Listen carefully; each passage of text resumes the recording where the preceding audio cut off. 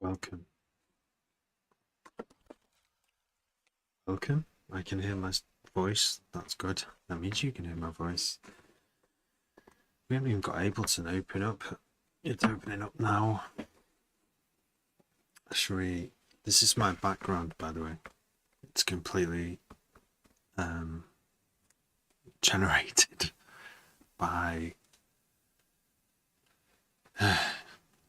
intelligence, but it's not artificial. It's just kind of like normal run-of-the-mill regular intelligence, yeah.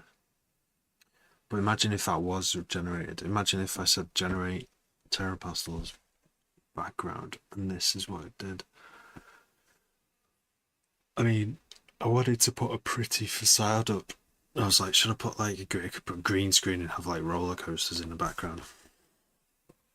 That would be that would take my live stream to another level, wouldn't it? Different kind of thrill ride level. Just restarted Windows, so hopefully we'll have a nice clean run of streaming tonight. Okay, we've got like a couple of hours. Terrapastel is tired and needs sleep. Why? Because I violated my #1 rule last night, which was staying awake past midnight, because I'm not allowed to do it anymore. Not allowed. So yeah, I keep listening. There's lots of rules. Rules are there to be. There's a bunch of tracks I'm circulating on.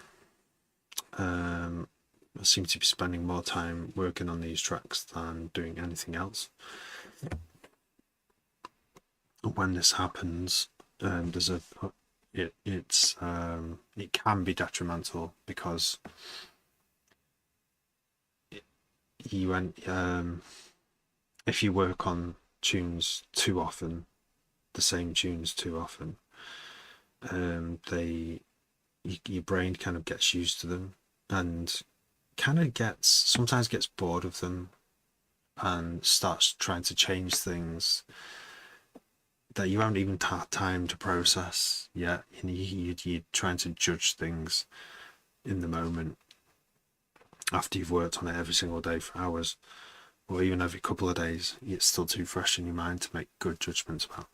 So when this happens, it's usually before release, but like I want to release. I guess the pressure is I want to release these soon, as soon as, and there's about 4 of them that I'm working on in parallel, maybe a few more than that.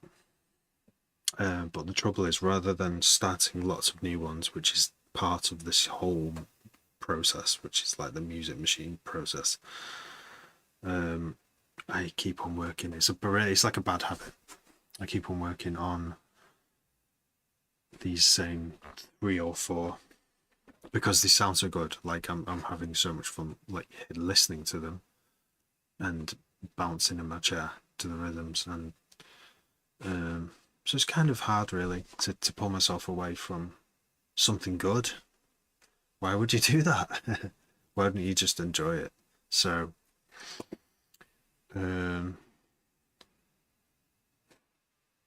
yeah. So yeah, this is what I was working on just before coming on live stream. This particular one is, I've been trying to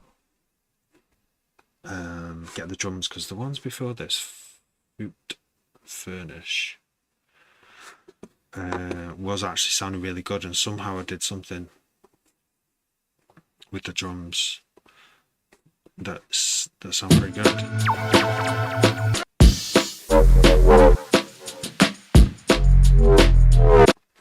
Hard to mix though, those drums. They've got this groove, but now I'm thinking as I'm trying to mix it, I'm in the mixing stage with it a little bit. I'm thinking my edit mode hat is on, and I'm trying to link up. I've done the music bit. I'm trying to hook up the actual overall sound to what a DJ would play in a set, and it's quite hard to go from just that simple break, which was the whole point of this tune, to a modern D&B sound. It's impossible. So I don't know, it's not impossible. Like, I keep listening to references. One of them's Simula, and it's got like an old school break sound. It's got this minimalist sound with a break, but it's somehow beefed up just enough. And that's what I've tried to do with this. So there's a lot more for me to sort of learn yet and try out, and that's the problem. Because if I use these tunes to try things out, and they'll never get released, so I have to just do my best and release them soon. Give me that Skrillex Born This Way type beat. I can't remember Born This Way actually. I'm taking it. What does he say?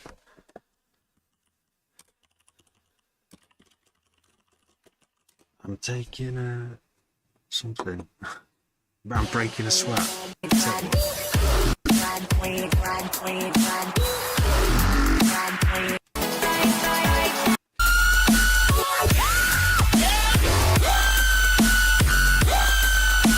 That is.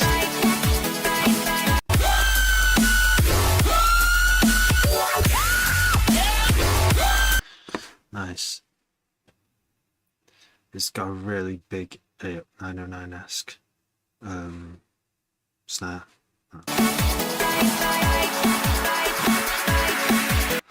Yeah, I can't just switch, sorry.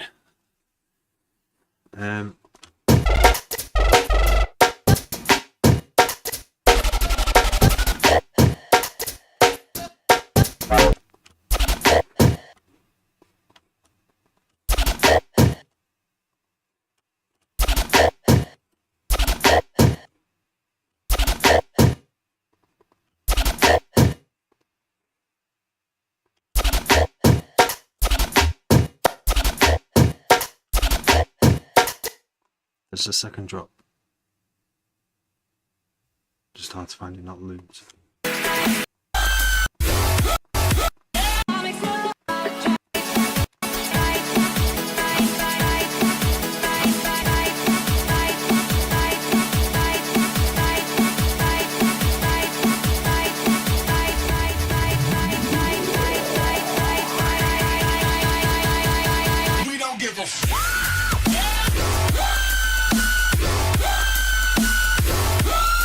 I mean, that is definitely 14 years of old dubstep, isn't it? That sound.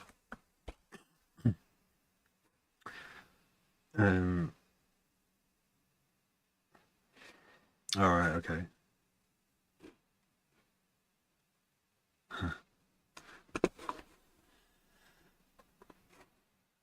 I'm still with my dubstep. I'm set back with it because I'm due to release an LP of 7 tracks, but the mastering engineer's just disappeared. Not disappeared, she's still posting stuff, but like she just won't answer my messages. And just like, it's been weeks. Don't know what to do. So apart from work on D&B, just try and forget about it.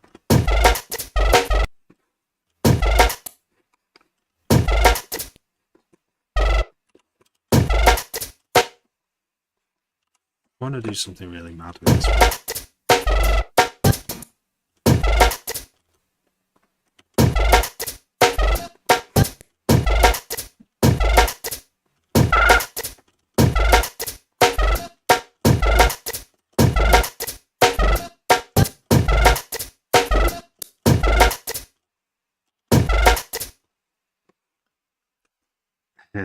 that's what I usually do. But I wanted to. Um, she's just finished a degree in sound engineering and mastering, and I was like, she's charging pretty cheap. So I was like, I just want someone who's not got the same destroyed ears that I've got. I can't trust my own ears to master my own setup and my own headphones. I mean, I can try and get close, and I don't do too bad. You know, my masters aren't that bad, and they've always been getting better. My self masters, but they tend to. I think they may still have a little bit too much bass in them and stuff like that. And I can't trust what's going on in the high end. That I might miss some resonances and stuff like that. So yeah, the one she sent back, it sounded really good, but there was just a couple of things that just needed sort of like one of the tails was missing. It was my fault, and the other one she suggested like changing, sending me the pre-master back, but with one of the basses turned down a bit. So I did that, turn it down 2 dB, and this is a month later now.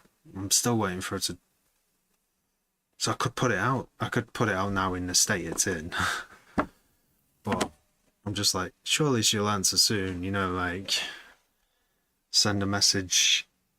You say, I sent a message saying, can I get, you know, an idea of where, yeah, obviously you're very busy being a DJ and a mastering engineer, and I think a day job as well. Traveling all over the country DJing, she's getting quite popular. But I'm like, sat here eager about my release, just like waiting and waiting, like this isn't. Sure, it's cheap, but I could never master mastering.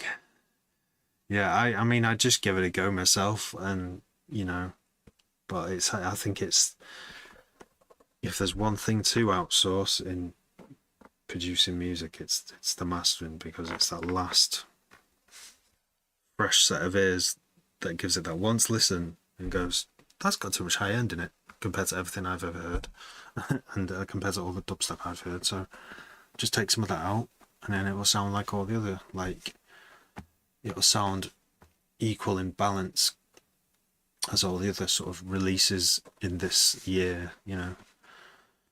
I think that's basically their job, but it requires a lot of experience. So those little tiny moves that they make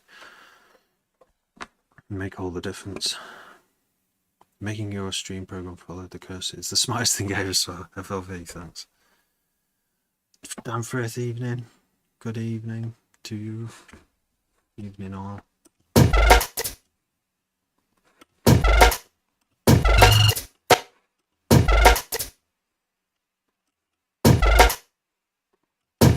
I have no idea what I'm doing, by the way, tonight.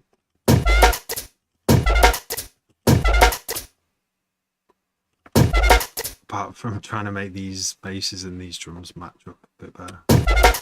I'm just basically messing with basses. I'm not really doing much else.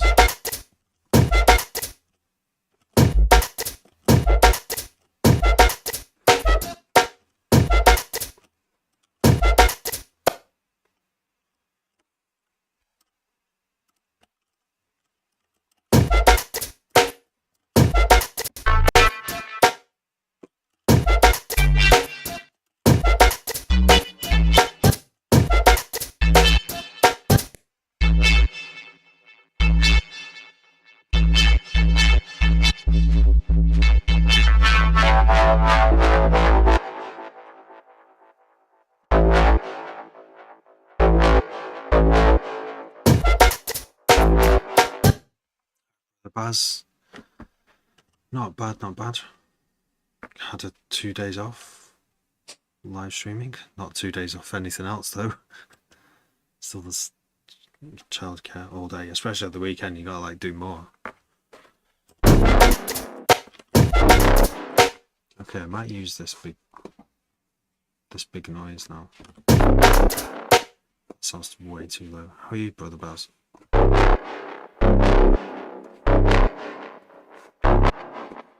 Let's have a look. That looks like a C, yeah. Maybe I'm C on the keyboard.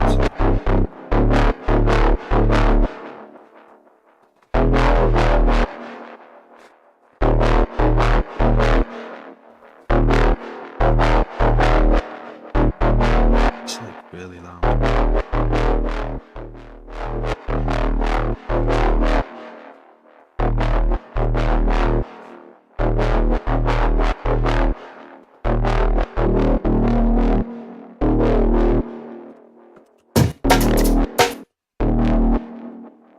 Well.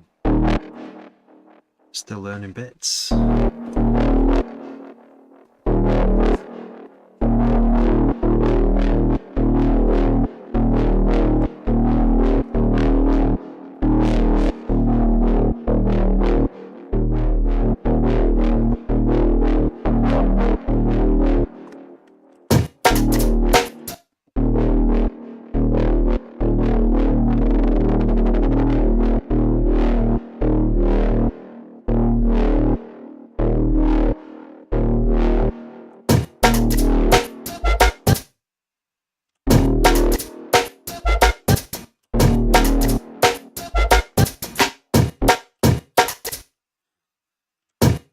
Where did it go? Is this it?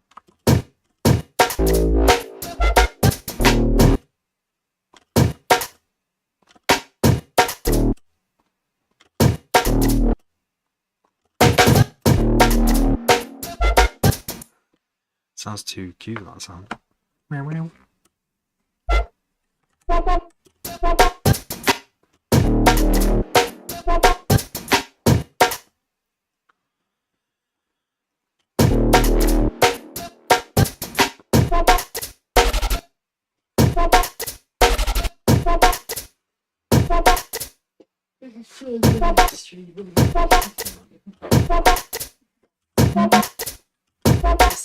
Hello.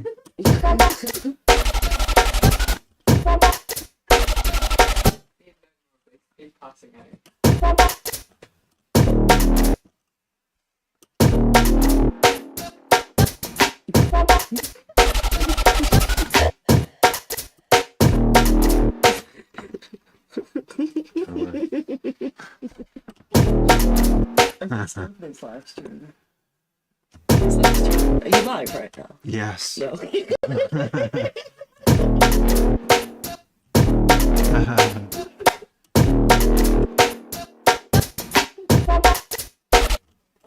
Shoes, fuck, I need your shoes. Yeah, this is what happens. Are you bitching about your wife, sir? How am I supposed to concentrate making? Pretend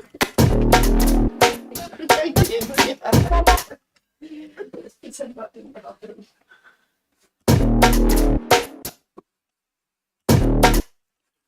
It's not that there's no lock on the door, it's that there's no door. You can just walk right in.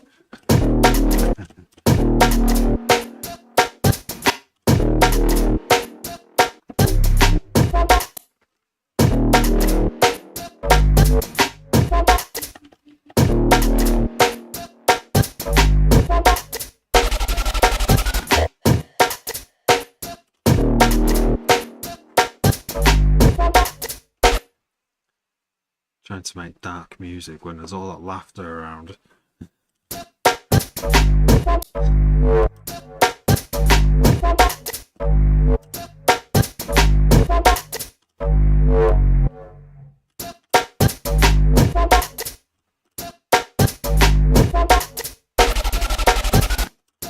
Yes, yes, James. What's this sound here?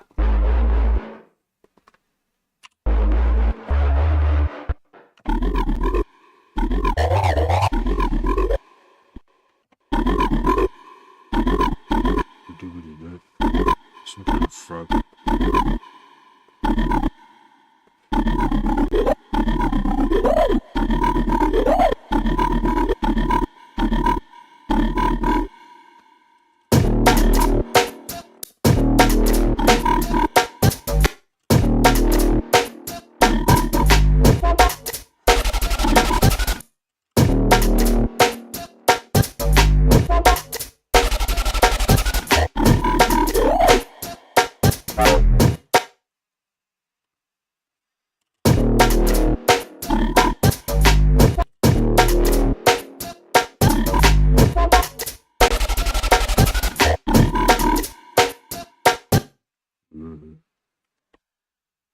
It's just like a swamp.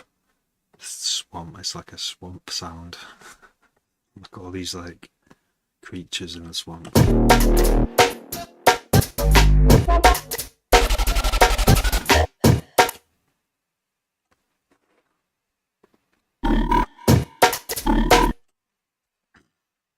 We're not in a jungle, we're in a swamp.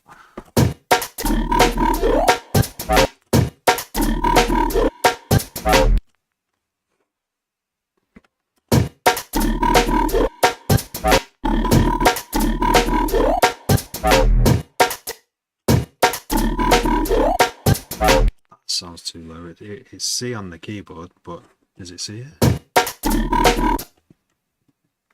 45. Which is not C. I forgot what 45 is, like F something. So we're going to that one as well, because we've used that sound before as well in another track that's going quite well.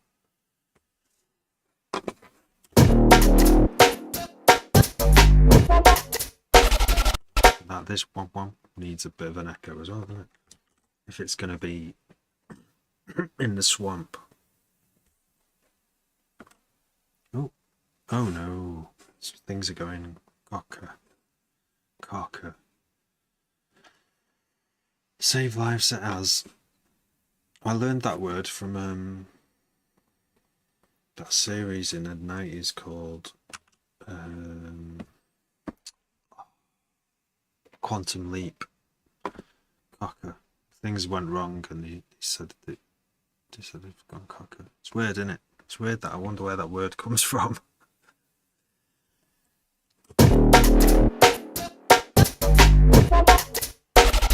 Yeah, there's dead space after this. Wow. You get to hear the drums because it's like little hit. Could do a drum edit here, but like crazy.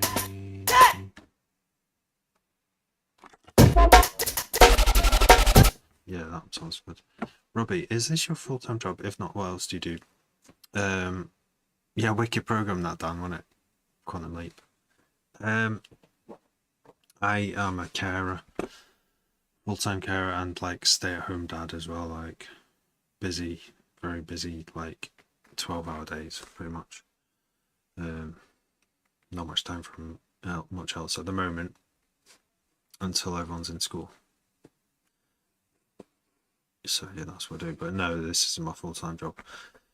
Hopefully will be, one day.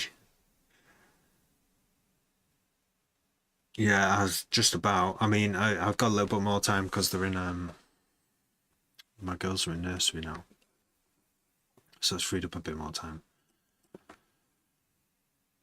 But yeah, I chose to make underground music. I mean, D&B, to be fair, is it's not as underground as it used to be, but it's not like one of those genres where I don't know. Actually, it's not that underground anymore. But I make underground D&B. I don't think this is it's so catchy. Like, I don't know. Maybe if it's had like a vocal in it.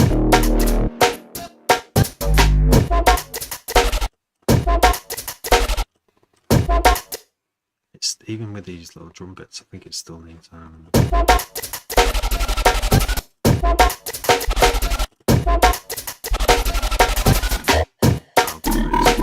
Keep it simple, Johnny.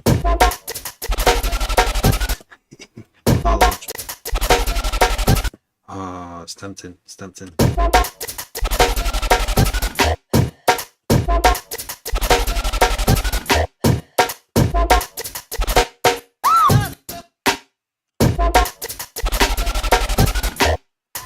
From snare.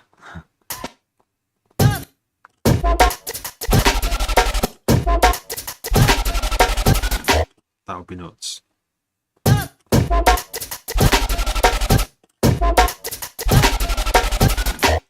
Whoa.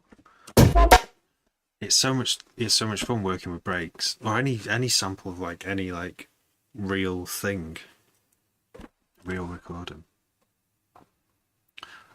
Your sound is awesome, but big things ahead. Oh, thank you, Robbie. That's I feel like that's where I'm aiming, Trent, like doing something different, you know. And it's taken a long time to get here, a long time without like any sort of obvious big successes. Like some little things, but that's all right. That's not what keeps me going. I just want to make amazing weird music that makes you dance. I was thinking the other day, it'd be good to rewatch some of them. Yeah, the only thing, right? So I don't really have any time to watch any series anymore. Like I managed to finish Picard, Star Trek Picard off, like, and there's still all the loads of other different series of Star Trek, and there's all these things that people always tell me to watch, and I was like, I haven't got time. Whenever I try to watch a really old series, I notice that the pace, they don't have all these like modern psychological techniques to keep you glued to the screen anymore. They didn't have them in the 90s. They did have them, but like, so all the series in the 90s go dead slow. They move, like things happen a lot more sort of spaced out, and it's great. It's great to like it's not a politically correct term. What I was about to say, I don't normally say that either. To relax to. Mark Bajin, thank you. Can't beat a bit of terror on Sunday evening. Nice. Hopefully it'll be every Sunday evening. Yeah, everything's like really slow, like in Quantum Leap. But yeah, no, Quantum Leap was nice. It was like weird, you know. Me and my mate used to go to college and watch it and talk about it the next day in college. I know they've been like repeats. I don't know if we watched them as they came out. I think they were a bit older than that. I don't know. But yeah, nice. It's nice because it's like, and then there's the last ever episode. Because he's always trying to go home, isn't he? He's stuck. He's a time traveler who's stuck, and he moves into different people for lots and lots and lots of series. And it's like, when's he gonna get home? That's the question. Is he gonna go home? Is the next leap his leap home or whatever? It says it every single episode. Each was good because each story was all in one contained in one episode, and then you jump. Yeah, it's a great little great little sort of mechanism, wasn't it, for having a story in an episode, but it would continue the next one. Yeah, and it was a cliffhanger because you'd see him leap right at the end of the program into someone else's body, and then you'd be like, where the fuck am I this time? And then it would end, and you'd have to wait till next week to see where he is. Clever. They really know how to use those smoke and mirrors, don't they?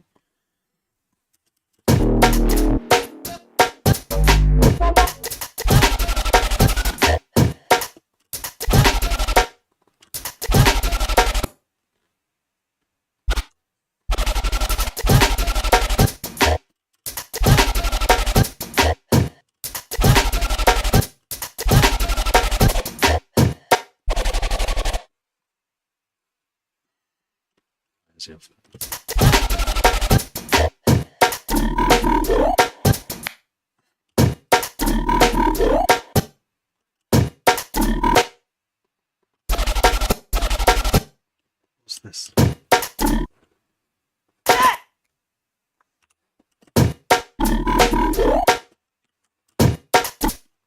Maybe this from here. Should take these bits out.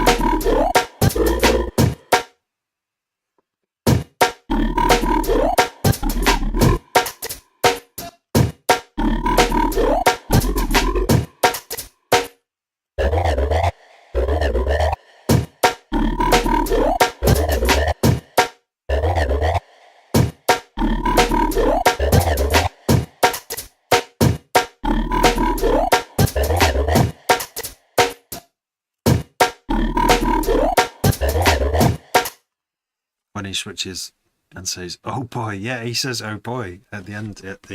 That's just after he's jumped to he's like fixed one person's life, and that's when he can jump after he solves they're in a right pickle, the person, and then because he's like in their body, and then when he solves it, he's like, I think that guy's there with the computer saying, yeah, you've done it, you've changed the course of history, you can leap now. And then he leaps, and he finds himself like in the middle of a like football field with like 10 men running at him, and he's holding a ball, and he goes, "Oh boy,"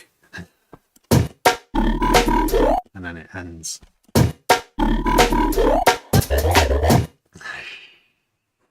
It was pretty cool.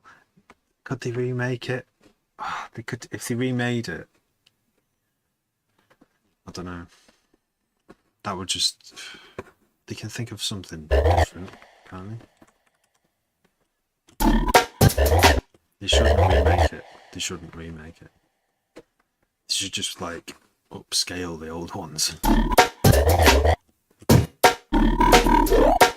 Oh, that's the mad thing about it as well. The guy who comes in, who is from the future, because he's like part of that. He's somehow part of it, and he's got this computer thing in his hand. He's always smoking a cigar.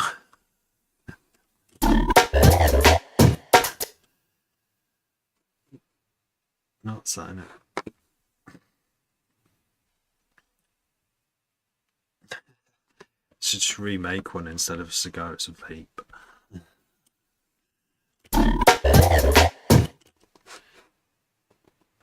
And it's just like, that's the massive cloud of smoke. No. I remember one bit, he was talking about the simulation that the guy from the future, who was guiding Sam Beckett through these quantum leaps. He was Ziggy, was it? No, Ziggy's the computer, and this is the computer that just like really it must be like the super intelligent AI or something, but it just made these weird noises. It was trying to like guide him.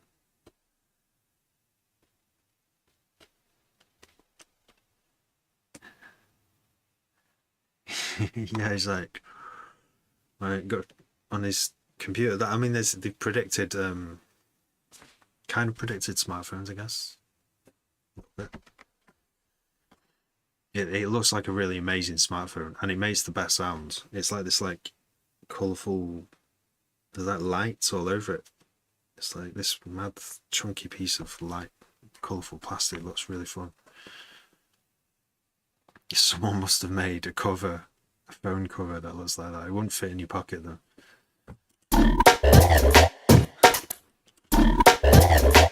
And only half people you meet, probably not that many people you'd meet, would know what the hell it is.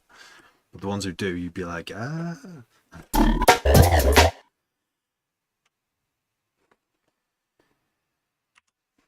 That would be, I mean, does this exist? Like, Ziggy phone face? Ah, yeah, look. Is that what it looked like? That would be sick. No, that would be sick. Did it actually look like that? It looked more like that, actually. Interactive Ziggy. Yeah, look, he's got lights in there. Ziggy. Quantum Leap Ziggy. Quantum Leap Ziggy. Let's see what it actually looked like. Oh, there he is. Yeah, and he's got a bloody scar in his hand.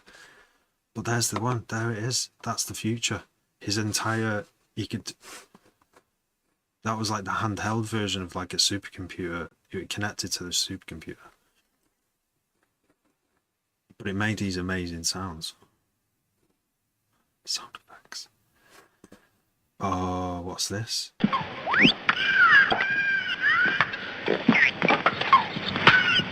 Whoa.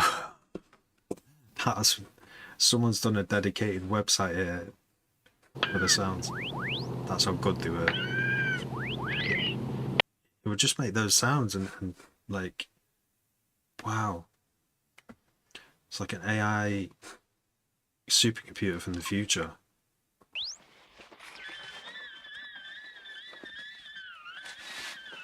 And that's how partly how it would communicate. It was with those really weird sounds.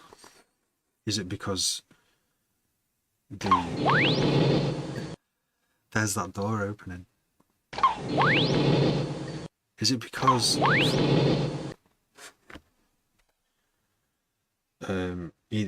the AI supercomputer knew that those sounds would just be like, humans would just understand it like, oh, it's not playing.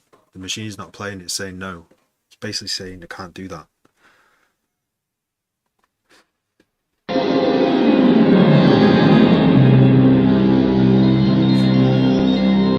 Is that the sound of the leap?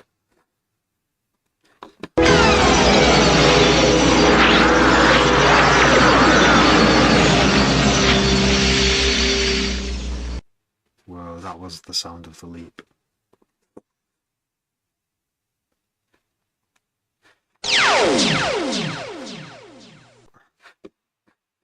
Program load. Nice.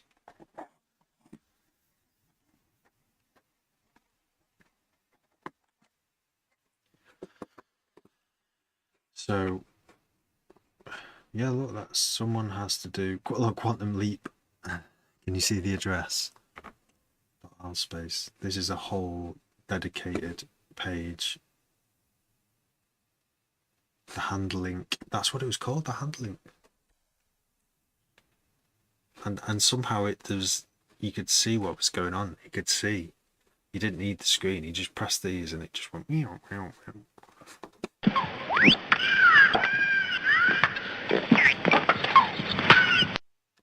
Probably tape loops in it. Tape loops. Well, there's this Jack. Thank you for your rose. There's probably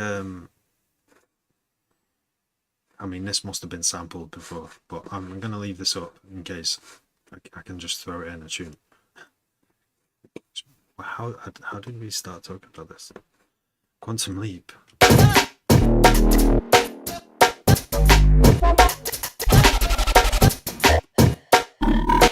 Yeah. Beep boom.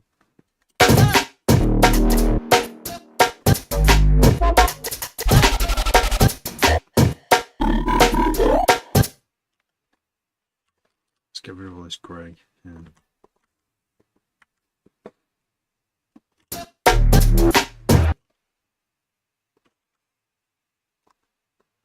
Take this.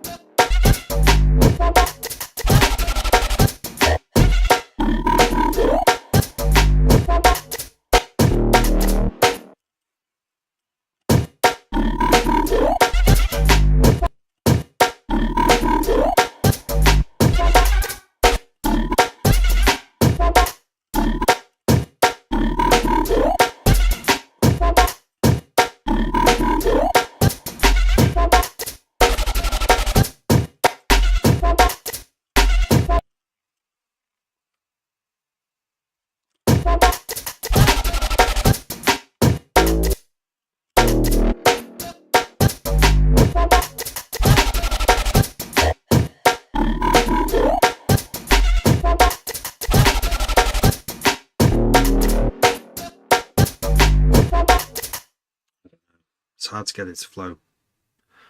Maybe it's the sounds.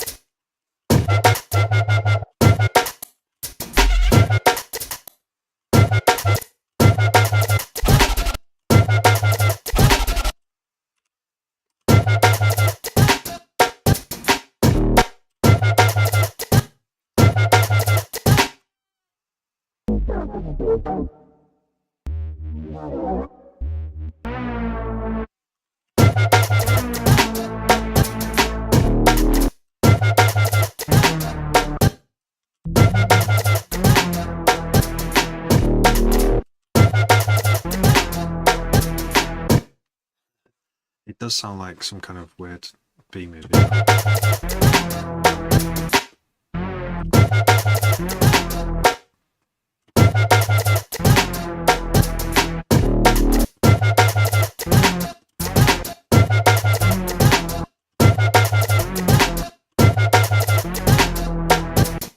Sounds weird.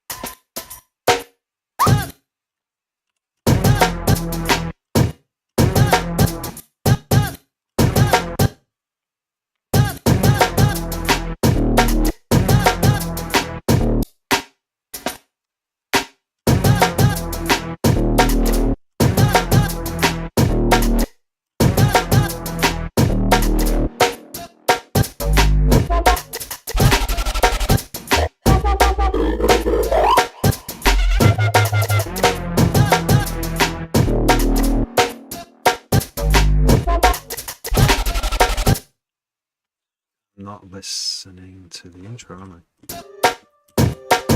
The intro doesn't really fit anymore.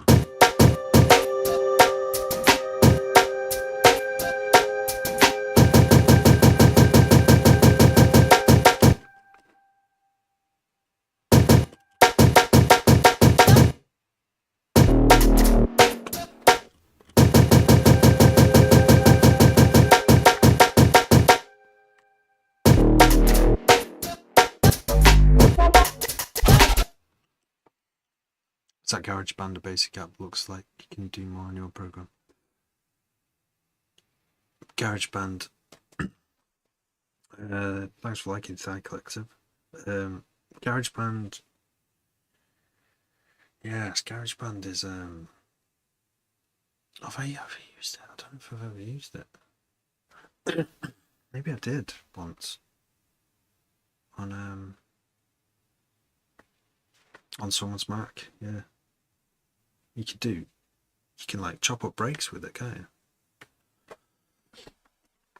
But yeah, you can do more on this for sure on Ableton.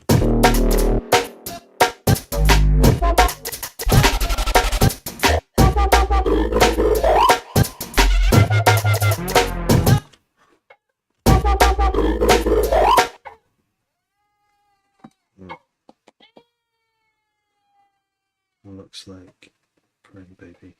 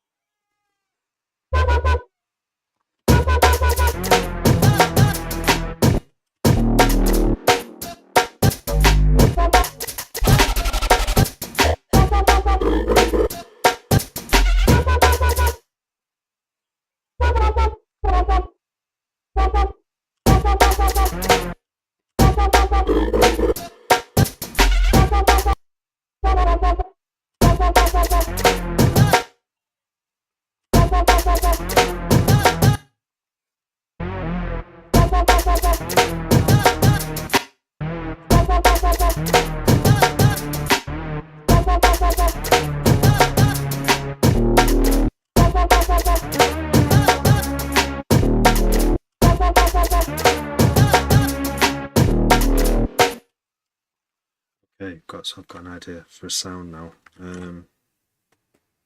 Bells. Bells.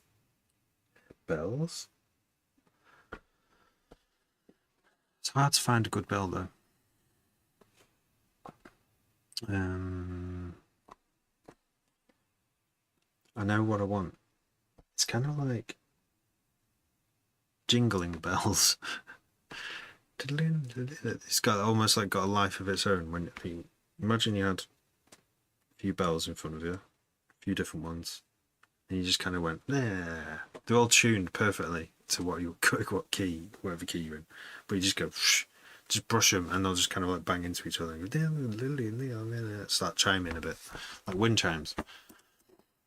That.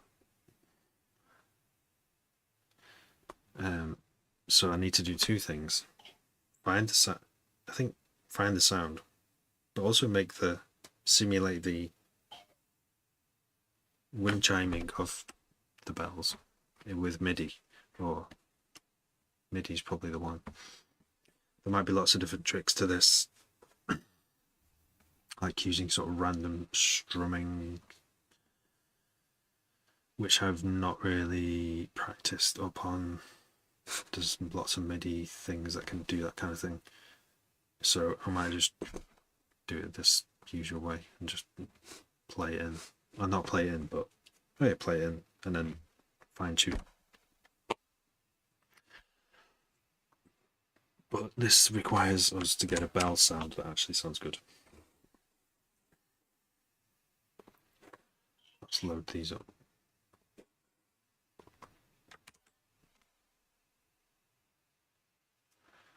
Bells in Serum 2. There must be some.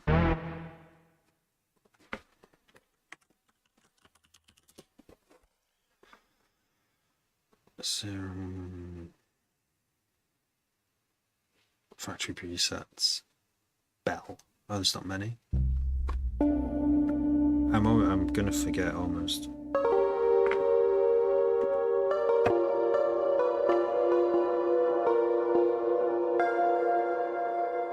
Yeah, I've got a keyboard in front of me here as well.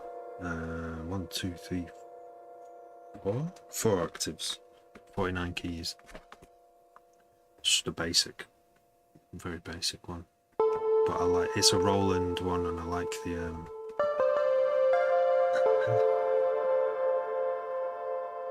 Tom Tomino. Yeah, session 164. It's been a year. It's been over a year now since I started live streaming. It's mad, isn't it? I wonder how many more people who use TikTok, would like to see people like me doing a thing. I'm sure TikTok will hook us all up eventually. I need help figuring out how Ableton works. How would you have known though? There's no way to know. Surely not. I'm probably not at the top of search results yet. One country. Ableton, yeah. Just watch, I guess. That's how I learned. It's how I learned how to do a lot of things, is watching other people. Like a TC. TC and artifacts on YouTube and loads of them. And anyone actually, still, like, people show me how they work and I'm like learning all the time.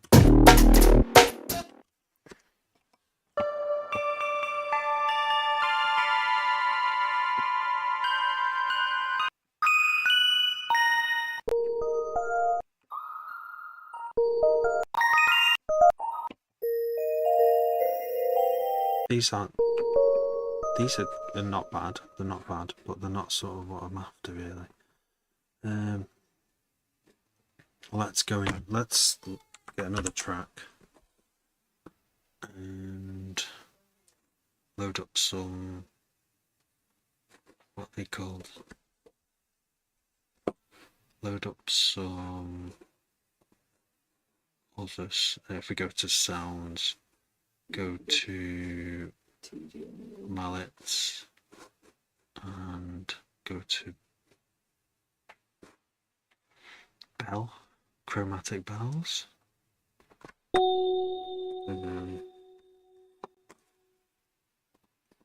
See, this is taking me so long that I'm almost forgetting the sound that I was after.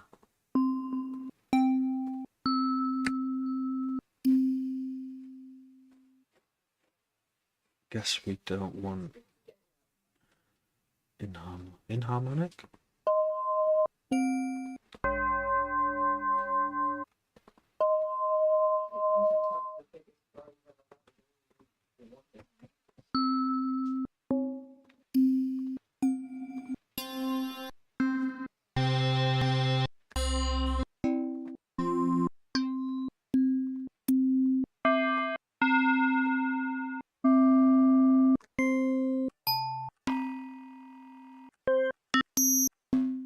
These are like synth bells, aren't they? Dusty bells.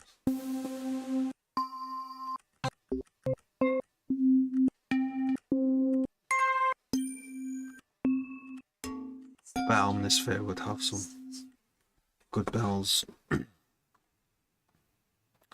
Nice for leading the way.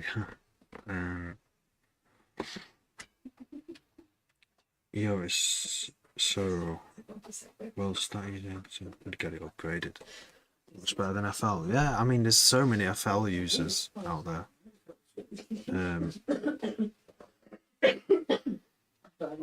Put this. Sorry. Put it this way. I tripped to do a tune before.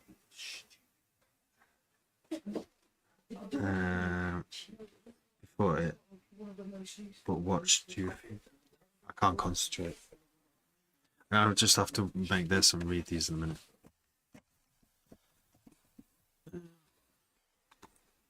There needs to be a door.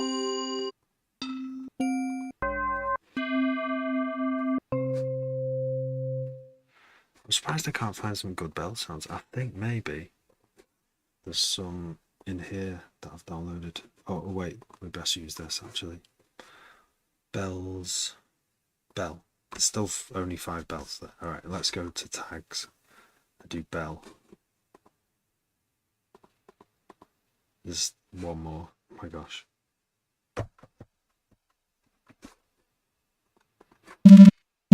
That is not a bell, is it? I don't know where I've heard loads. Mallet. You could go to mallet, expand.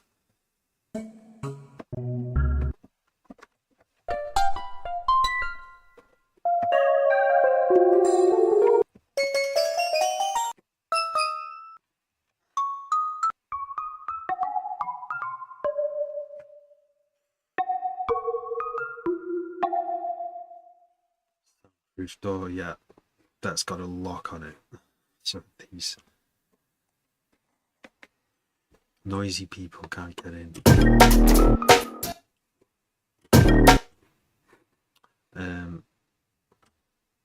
Random notes played in here.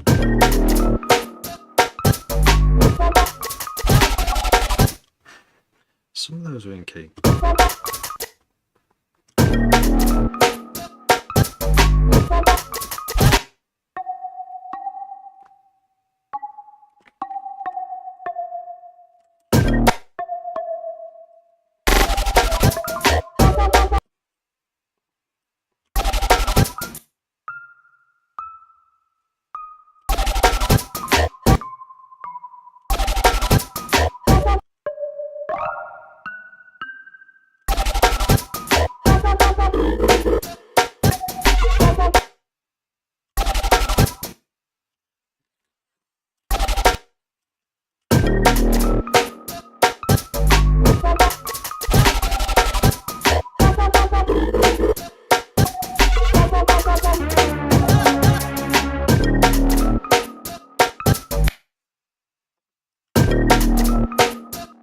Okay, I can concentrate again now.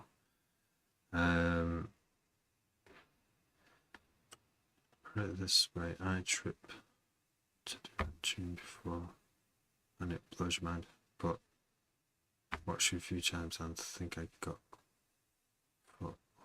four on the go. Oh, nice one for leading the way. Oh, nice one. Already got something? Soundproof door. Anyone else have no clue what's going on? I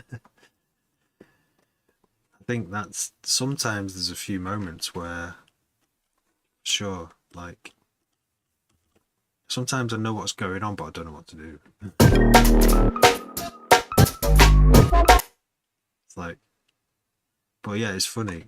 Oh my gosh, like, what's going on? What's going on here? I can see all the things, but I don't know what's going on.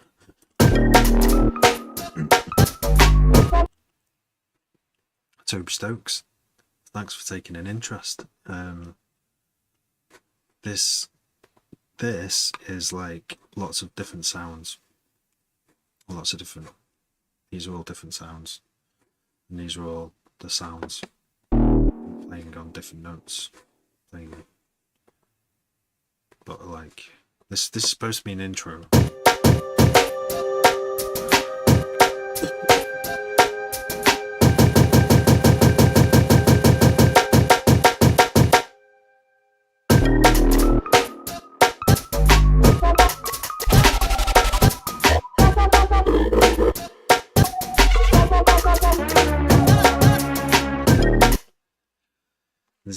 This is what gets called experimental music, when just like have stuff like that in it.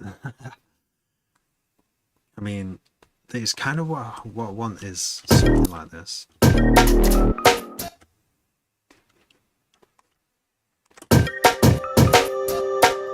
The intro's gonna have to change, but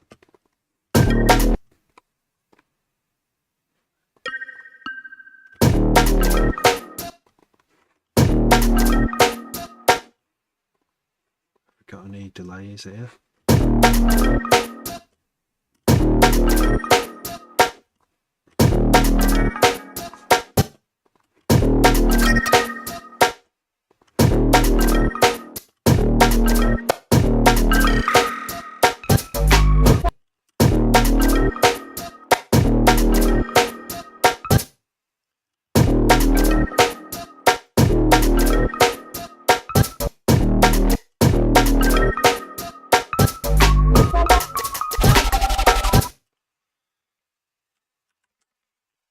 Oh, wrong one. Get the whatever this is. Oh, it's not coming up because my things work. All my carefully crafted macros don't work when I want them to. Oh, is it Alt? No, it's never mind. I can get it from here. Echo. This one does work.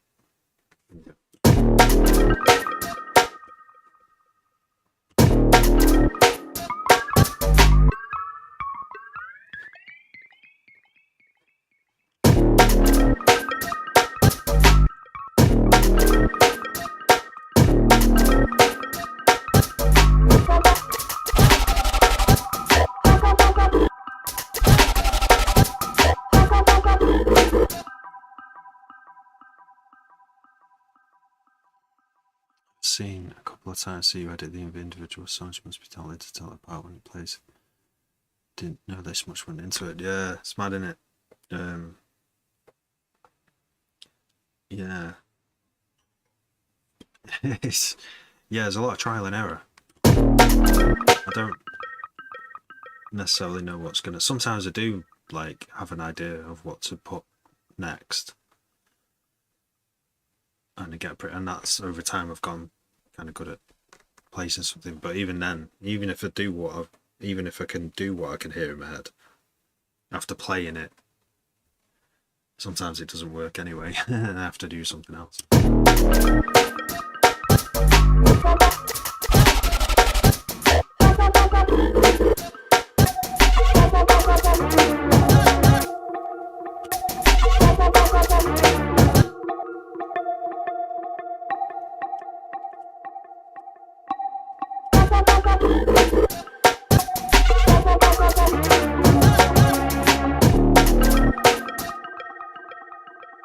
actually get into D&B like I did with other genres. Do you find it hard not to get stuck into the same sort of structure when you're making track? Yeah, for sure. Like, I think I've got, I think I've got a little bit of ADHD in it, and I get bored quickly of doing the same thing. And to my detriment, I reckon, because I think I could have released several. Well, I have released loads of drum and bass, but like trying to sort of follow the rules so it fits in with, so it sounds like D&B and isn't just something that doesn't quite sound like D&B, so that DJs will play it and that people dance to it. That's kind of hard if you always want to do something different and try and reinvent the wheel every time. And this is what I've slowly practiced, is sticking to things that do work. There are things that definitely work in D&B, and you could try and reinvent the wheel, but then it sounds like alien. It sounds like there's nothing familiar, and familiarity is half of music. I think hearing things that have come before being done again in a different way. So if every single element in a piece of music sounds totally different, then most people won't get it. And that's been my struggle the whole time, because I prefer to make stuff that's crazy, and then the worst thing that I do is I've done that crazy direction, and then I start doubting myself. Like, instead of going to the full with that craziness, going right to the end and finishing everything and releasing it as this crazy stuff, I then go, oh no, I'm gonna tame it. Which is like one of the worst things you can do as an artist, is just go, oh no, people won't get it, I'm gonna make it more tame. A really good example of music that goes to the full of whatever they're doing is there's a electronic outfit called Autica from where were they from? I can't actually remember. This is from like Manchester or Leeds or something like that. And the music they make, it started off quite. There's two of them. It started off quite electronic and strange, and kind of obscure electronic, and then they got signed to Warp Records, which is this big alternative label that kind of encourages weird stuff. That's basically the vibe I get from their label. I mean, Aphex Twin's on it, and plenty of weird stuff has come out of that label. Yeah, and Autica's music has just gone like just to the maddest degree of their own sound. Like they're not trying to sound like anything at all, but they're really good at doing the thing they do, and they just kind of like created their own like universe of sounds and music style in this one field. It's mad. So yeah, I'm like torn between the two. I want to make D&B, which it's good if you follow lots of rules and you reuse tried and tested stuff, but the other side of me wants to make like wild music. So sometimes I'm in a session like this and I'm like not too sure what I want to do. I think some producers and artists find this easier because they know what works and they want to do what works because they've done it and they already had success from it, so they want to do it again. If a million people are listening to your record and you enjoyed making it, that's a win-win, isn't it? And you just want to do more of that, I guess. Good question. Oh, thanks, Jake. Constantly find myself trying to replicate sounds. Yeah, need more labels like Warp. Yeah. I mean, there's like Planet Mu, and there's loads of weird ones out there. There's probably tons of weird ones that put out weird ones, but they put money behind them, haven't they? Behind the output, and it's harder for a label to do these days because labels don't make as much money as they used to. So it's more down to the artist again to actually use things like TikTok to make media that's expresses their ideas.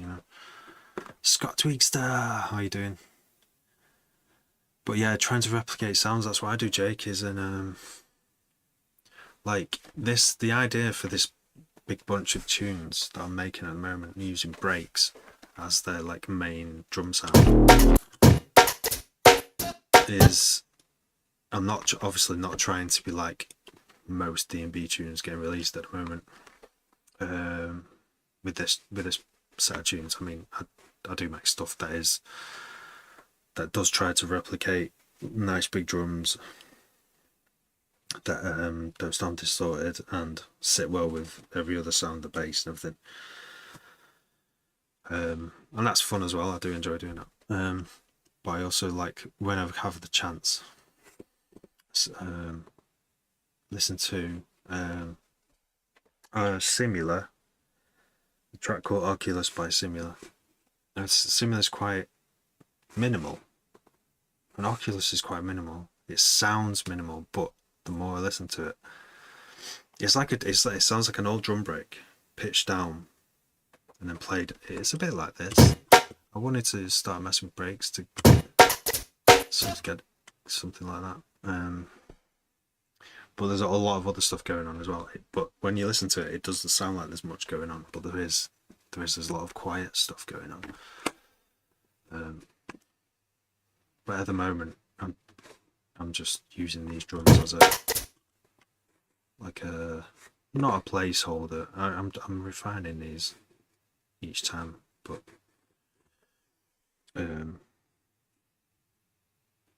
I need to. I'm just playing with basses today. Right now, it's fun. It's kind of fun trying to make a phrase, but sometimes I feel like I use too many basses. Like this 1, 2, 3, 4, 5, 6, 7, 8. Oh my gosh, 8 bass sounds. I mean, some might as well not be basses and just be sound effects, but they've got a little sub underneath them. So does that make them a bass?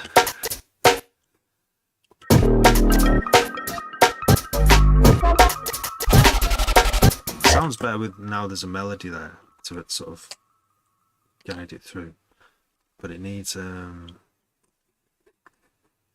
gonna use these pad sounds from the intro to kind of track this melody in.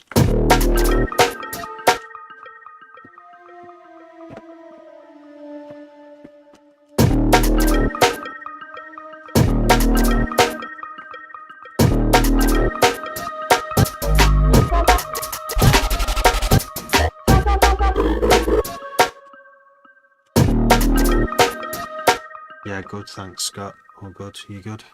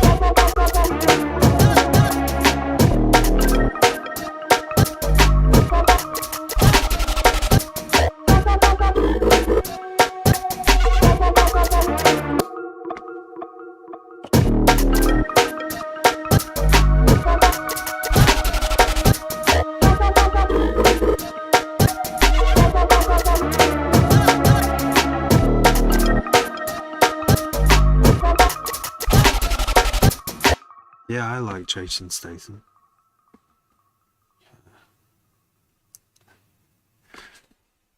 It's all about the delivery. That joke, I can't deliver it. Jason Status. Yeah. Yeah, no, it was. What was that first? Remember they made that dubstep tune, Jason Status. Fucking Jason Status, man. We saw Jason Status tonight. Jason Status. There's those. Is it? Oh, the Eastern. What the fuck is it called? They've made some bangers, like. But when one of the first tunes I heard was. Oh yeah, shit. They did Banadan, didn't they? Oh, don't know where it is. End credits is just like, yeah, I remember that tune. Yeah. What is it? No, I think it's so old it's not even on there. They've done well because they've managed to top that first tune that they'd usually quite often. They're old artists, old tunes remain like the top of their own charts. But Chasing Status keep on bringing out new stuff that's like takes over the old stuff, which is impressive. I'm never going to find the name of that unless I start looking through the discography. Can you remember which one I mean now? Is it like had like this sort of Eastern kind of sounding vocal on it? Oh yeah, yeah.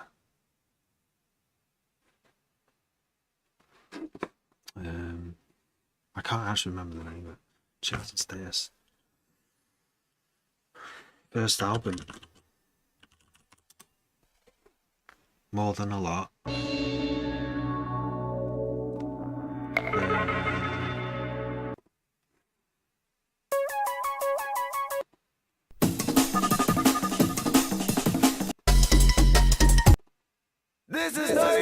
Eastern Jam.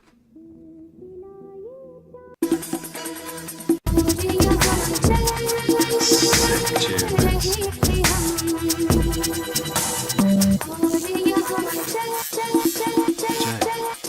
I did not know that was the lyrics.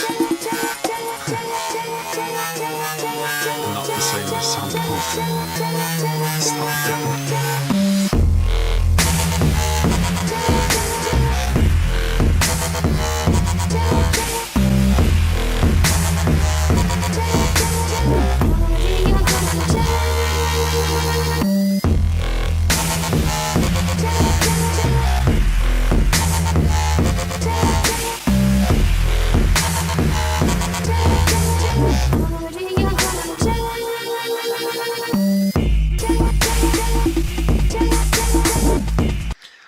I've danced to that many times. It's a great tune. It's kind of like one of those where, yeah, whenever I hear a tune like this now, I go, oh, I could put that in my next set. Like, people might have forgotten about that. And it's still like, it still sounds really well produced. That kick just cuts right through. And the bass still sounds mint. And the vocal sounds amazing. Yeah, it's just like brilliant. Brilliant piece of music, that.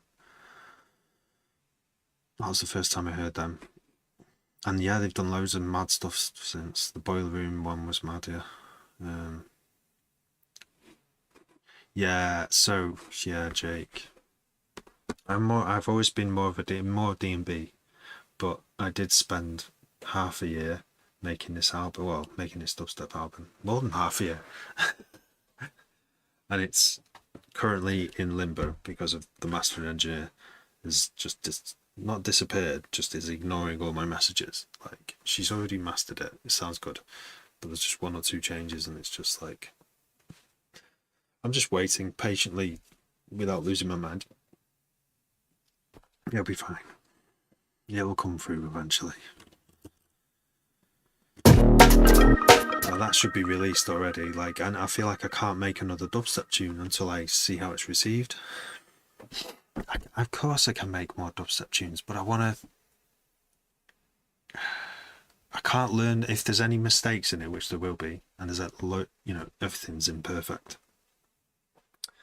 I have to actually publish it and release it until I can realize those, issues with it, musically. So that's why I'm in limbo. I could make some dubstep today, but how would I even begin? Like, what unless that stuff that I've made is released, I can't, like, I don't know where to start again, or where would be the best avenue to start first. So I could reuse some of the drums, but which track's got the best drums, I won't know until it's released and until other DJs, producers tell me, oh, this is the best one on the album. So come on, I know. I'm trying not to be a pest in messages. Like, I'm trying to be not, like, sending one message a week. I'm okay with that. sending 2 messages a week might be, might be a bit much. What I'm going to try next week is a call through Instagram Messenger. I'm going to actually try a actual like voice chat, not a voice message, like an actual press the ring button and see if it lights her phone up. We'll see. I like the old Detroit techno where imperfections are embraced. Yeah, I love that sound. Those old, when genres were in their sort of early stages in like the 90s and noise, yeah, or even 80s, like at the end of the 80s, like there's that really raw sound, and like where a lot of genres started to make their own sound, their own directions. Yeah, that was amazing music from that time. Yeah, I will. So anything.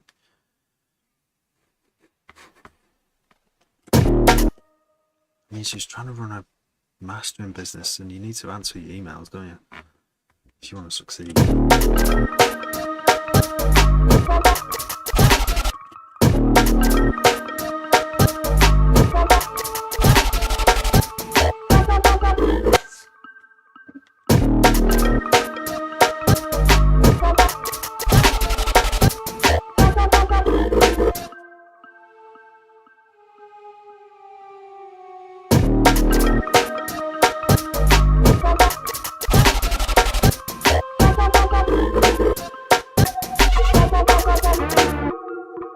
Sounds like crazy over it.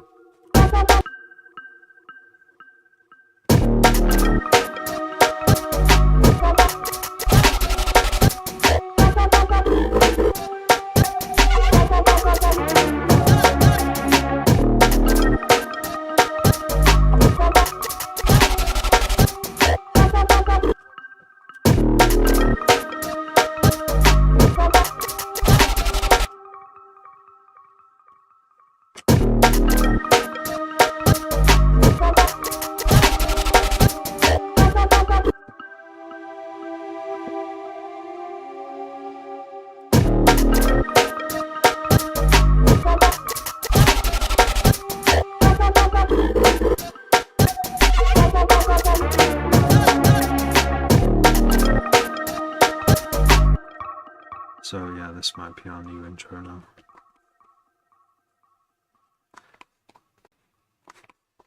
Almost completely rewriting this tune, which is kind of like,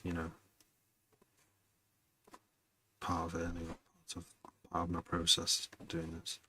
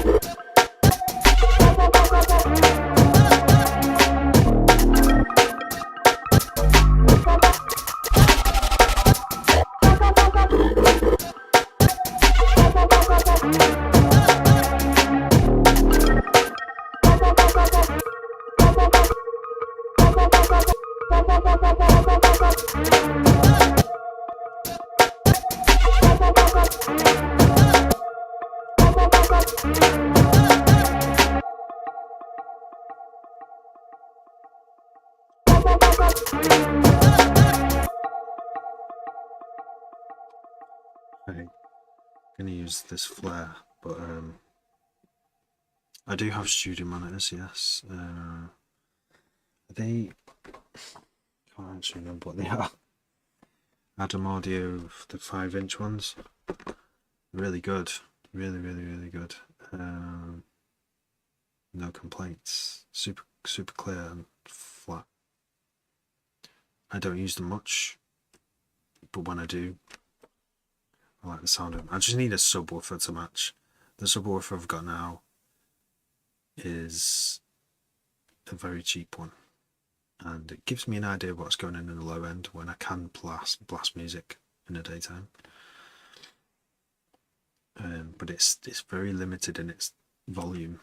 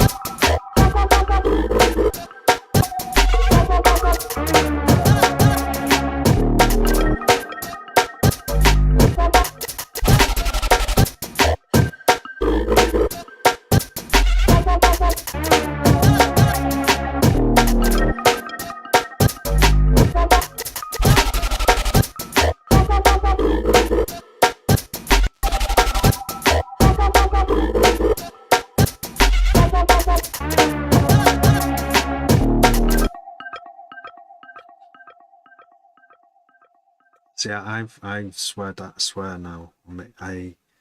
Every mix I mixed on monitors, I sounded rubbish in headphones, and I didn't want to admit this fact to myself for years. So I was like, right, I got some decent headphones, some better. I mean, the headphones I was working on were not that great, but I had to work on speakers for ages. And I was like, right, I'm gonna get myself some headphones, some decent ones that are like at least an industry, that everyone. So I got HD25s that like every DJ uses, and they're not that expensive. I was like amazed at how clear the top end sounded and crisp and punchy. So I forced myself to do all my sound choosing and all my mixing and even mastering and listening to other people's music as well, so that I could calibrate my ears on these headphones. And since I started doing that, almost straight away, all my mixes sounded good on headphones, but also sound good on speakers.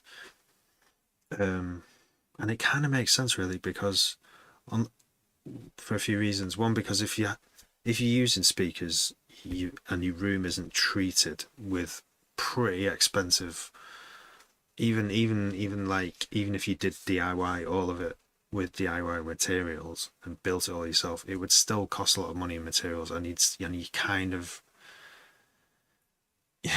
you're still not going to get rid of all the reverberations, and you still have to learn to what music sounds like in that space.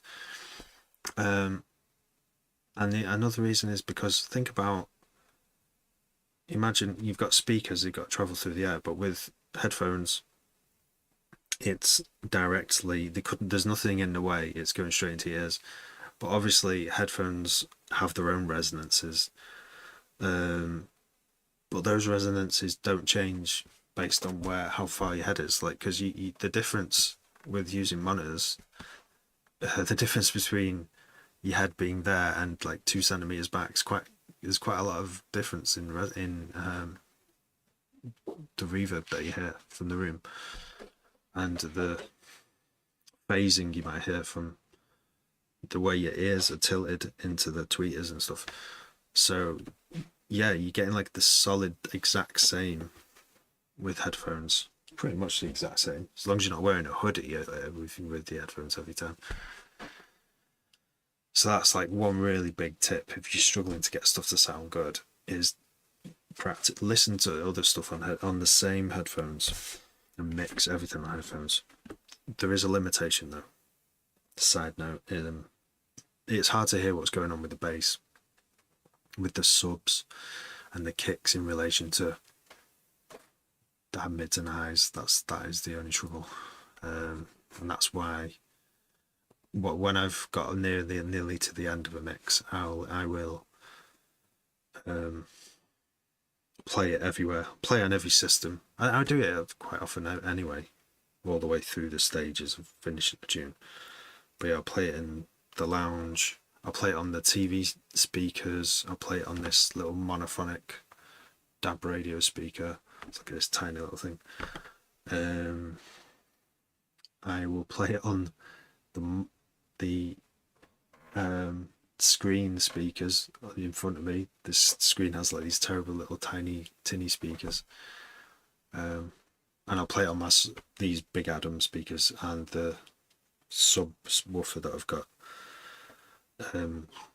I'll test it on every one of those and kind of make it sound okay on each one. The stereo in the car is so. I mean, I've found out how to get a better sound out of it, but it sounds so bad if you send a too low signal into the Bluetooth. It makes the high end sound really harsh for some reason. So if you can make something sound good in my car, then you've got like you've got a good sounding tune. Yeah, if the lottery. Yeah, it's definitely good to have lots of systems to test your music out on. But yeah, mix on headphones, definitely 100% recommend. Unless you've got loads of money, you can build a padded, dampened room that dampens all frequencies equally. It's like almost impossible to do. It's like really hard to do. Kind of like would help if you had an acoustics degree to do it as well.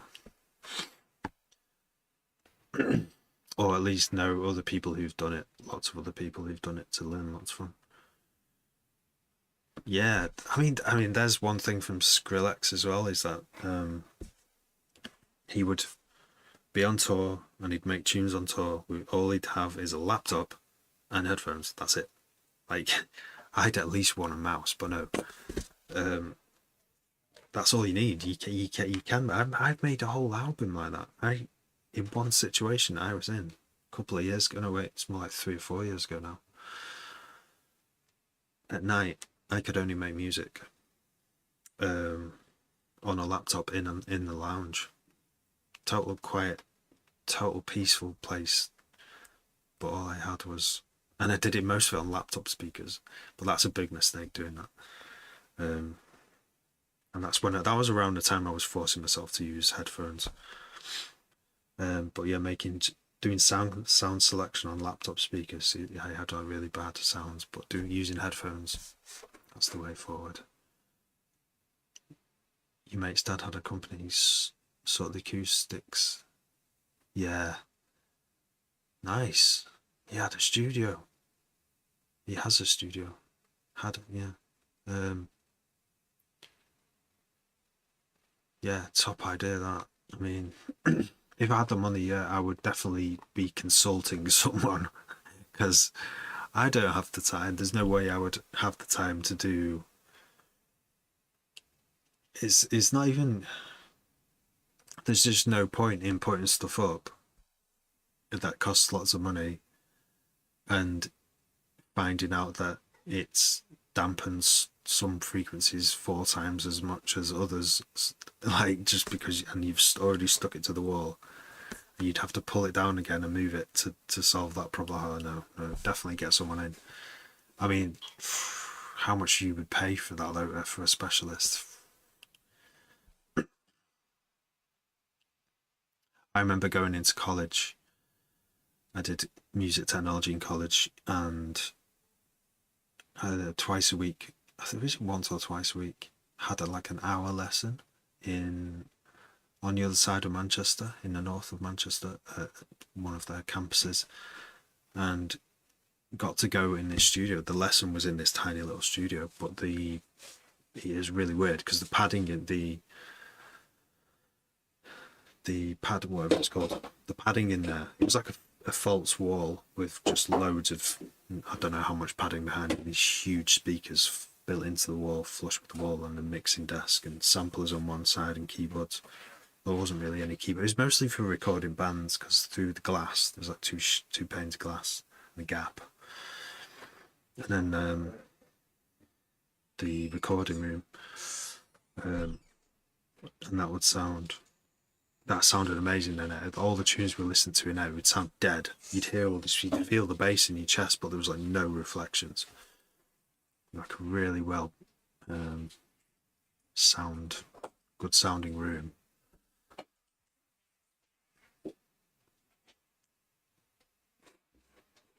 But yeah, like that's, well, yeah, I've always dreamed of doing is building a room within a room that's suspended on foam or spring, like springs or dampeners.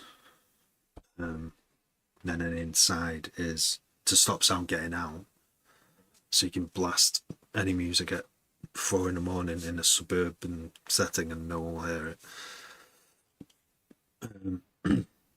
And then on the inside there's lots of padding to absorb, but every frequency equally. It's really hard to do, it turns out.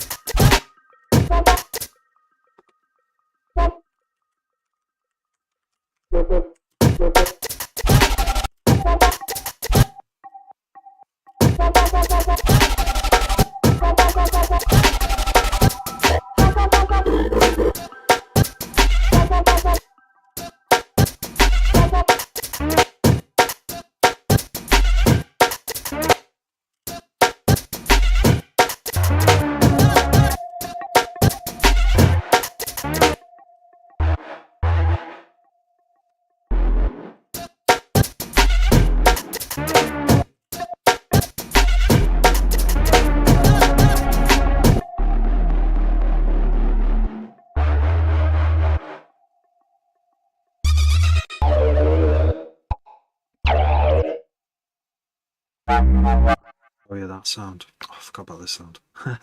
I have used this sound way too much though.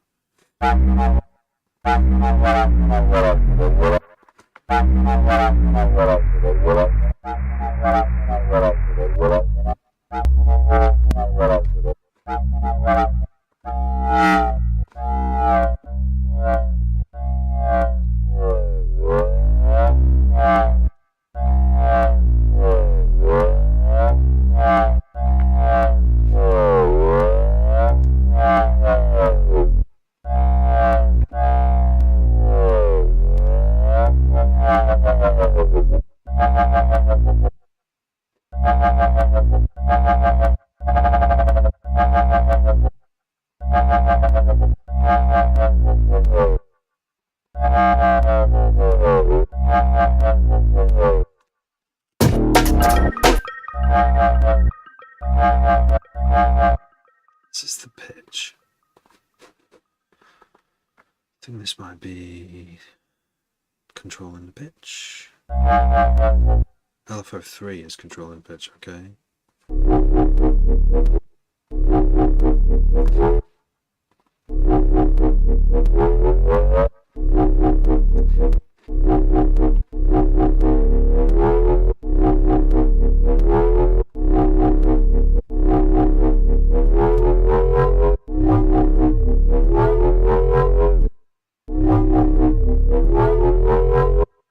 Resonance is good. Whatever's going on there, that's controlling, yeah, the filler of the cone filler.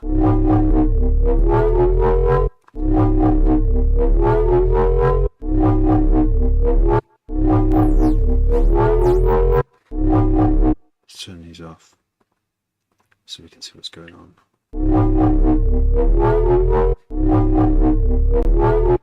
Some distortion I don't want. It's kind of part of the sound, but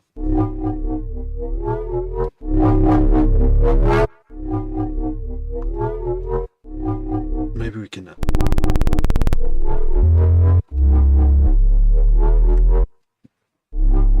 add it back in.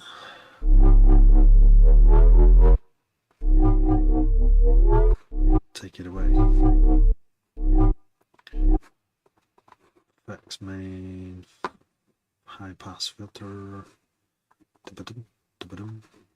high 24. Still sounds distorted.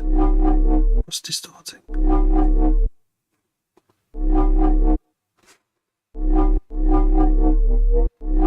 It could be this. It could be. No, it's not. Should put it on modern. It is that. The limiter is reacting too quickly. Way too quickly.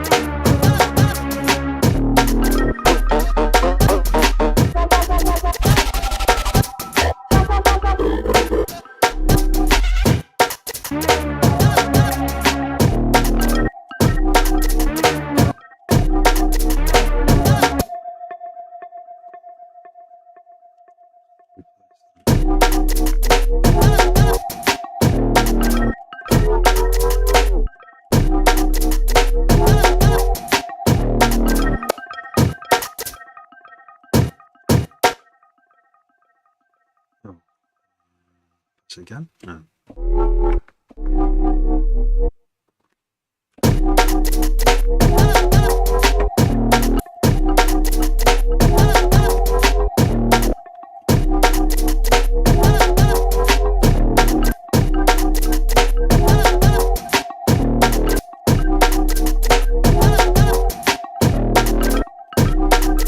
Let's go a bit more minimal here.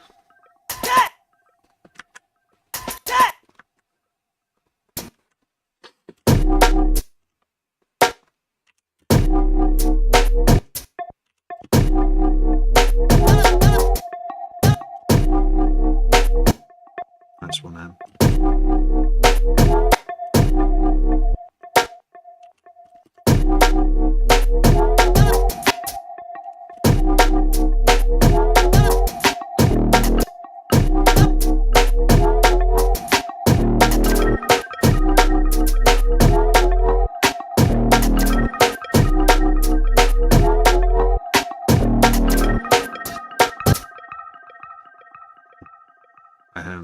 This is flashback. I'm having a flashback. I'm having some deja vu moment here.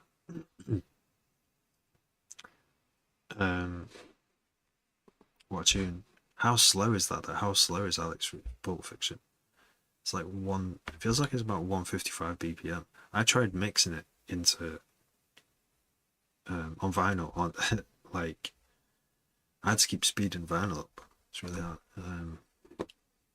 with my finger because the speed control on the deck wouldn't go fast enough. But yeah, it's a tune though, isn't it? It's so dark. It's so deep and dark. It's wonderful. Favorite D&B tune. It changes through the ages. Like at the moment, I keep saying Oculus by Simula because I'm just my favorite tune at the moment. It's used to love Dillinger. Oh, think of a Dillinger track that's favorite one. One that I played the most would indicate my favorite, wouldn't it? Oh, Friday by Dillinger. Friday. That is a tune. That is a very versatile tune as well. So perfect vibes, like so good.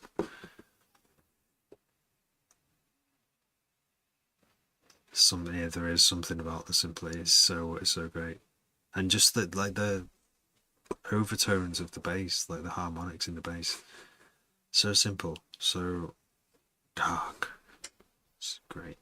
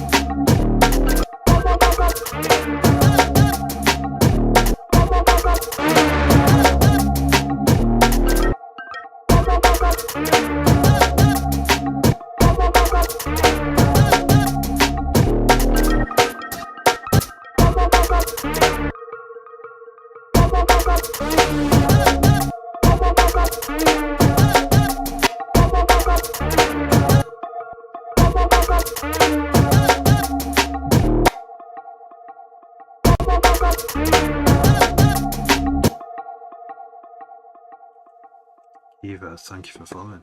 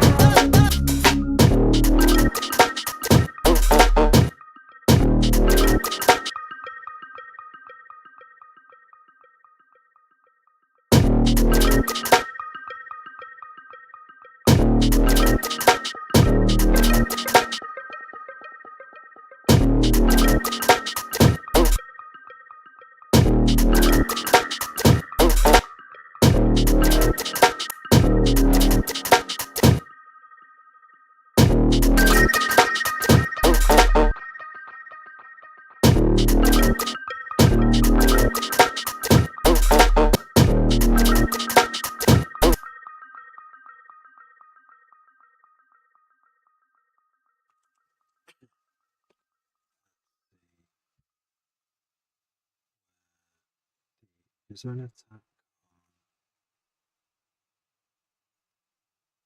There isn't actually.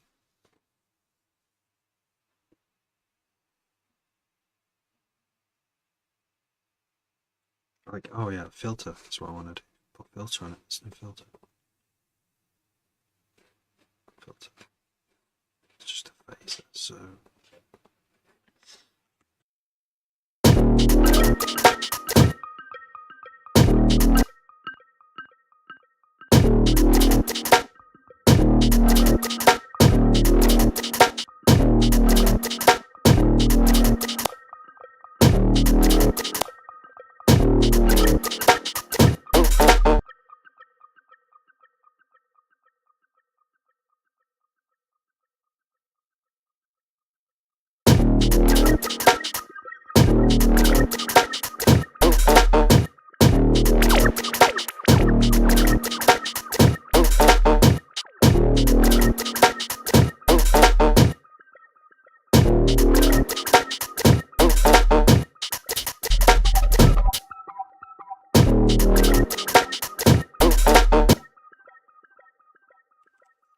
Hello, Hollow Base, how you doing? The day in the office, too right, mate. Getting that Scorpio trouble on the wub. Sound design so said, nice one. I'm in a flow state right now. It's pretty funny because we've got friends over and they keep bobbing their head into the through the curtains and trying to make me laugh. It's not helping, but at the same time it's making me like not give a fuck, which is kind of helped me to do mad drums. I was like, who cares anymore? Like, what if I move this kick out the way completely? Or snare, what if I delete all the snares? Put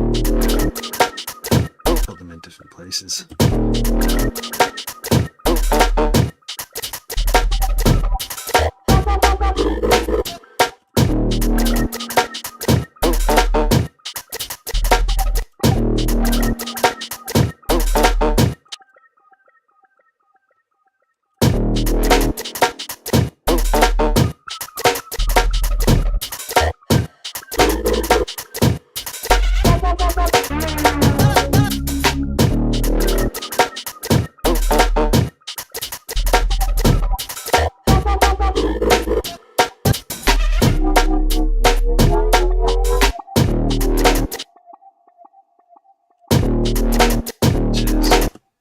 Yeah, it was sounding not bad.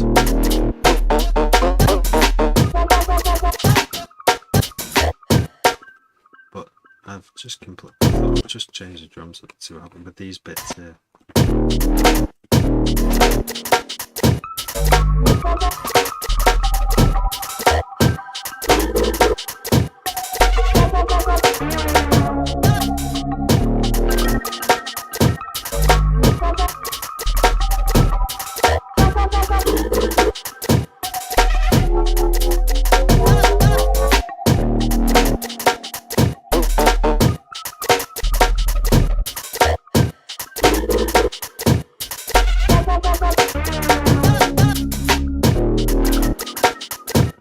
What if there's some expression on this bit?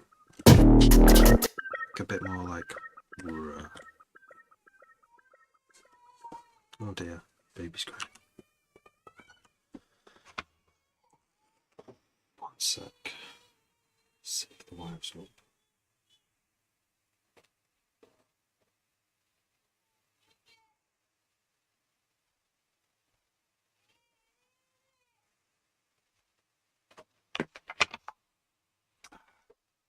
One tick. might be me. Thanks for liking. Rock that rhythm out for the drop. Don't overthink it. I might have to go down to one of the bands. It's been 2 hours as well.